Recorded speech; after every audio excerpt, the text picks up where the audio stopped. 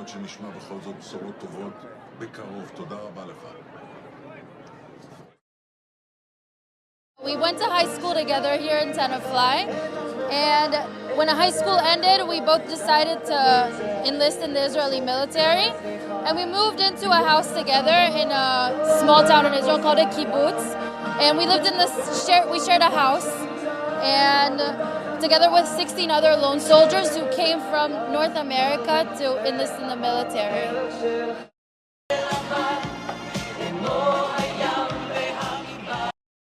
My service did not turn out the way I expected it to, and these 2 years, while having the added meaning of serving the country during a war, the last thing me and my friends expected was for our friend to be taken as a hostage and to have to deal with that for 2 years. I remember when everything happened and the country was in total chaos and we had to try and find contacts to see what happened to him, and the feeling of just complete hopelessness and helplessness, because how am I supposed to find out what happened to my friend? And then when we did, there's nothing we can do. We're dealing with a terrorist organization. There's truly nothing in my power to get him out of there except talk about him as much as I can and try to bring it into awareness as much as I could.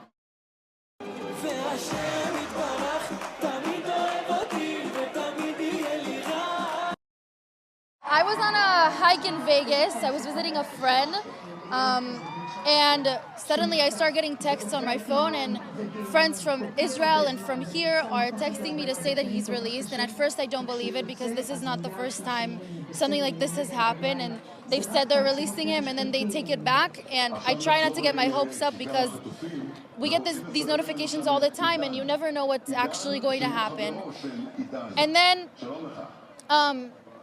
at the end of the day, we realized that there's actually a high possibility of him coming home, and the realization started to hit, and I got on my flight and was super excited to come here and share this moment with my community that has been nothing but extremely supportive throughout the past 2 years.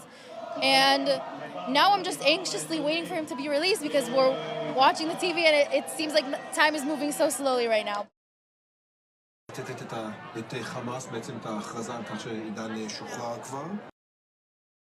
I can't even imagine what he's been through and how he's feeling and what it's going to be when I see him, but I am just so excited for him to be home and safe and free at last, and I'm sure that when I see him, everything is going to be okay.